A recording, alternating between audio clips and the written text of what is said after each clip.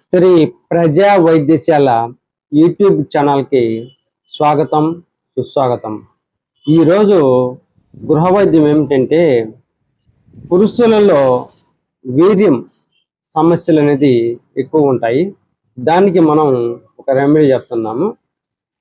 పెద్ద ఏనుగు పల్లేరు కాయలు తీసుకోవాలి. ఈ ఏనుగు పల్లేరు కాయలు తీసుకొని ఆ కాయలు ఎండబెట్టేసి మెత్తగా చూర్ణం చేయాలి. ఆ చూర్ణం చేసిన దానికి ఒక 5 గ్రాముల చూర్ణానికి ఒక 5 గ్రాములు కండ చక్కెర, అదే కలకండ అంటారు, దాన్ని తీసుకొని ఒక 5 గ్రాములు రెండు మిక్సింగ్ చేయాలి. ఆ మిక్సింగ్ చేసిన దాంతో పాలలో కలుపుకొని ఉదయము సాయంత్రము వాటిని సపరేట్ చేసి ఒక కప్పు పాలు తాగుతూ ఉంటే మూత్రంలో వీర్యం పోవడము, వీర్యస్ఖలనము, స్వప్నస్ఖలనము హరించిపోతుంది.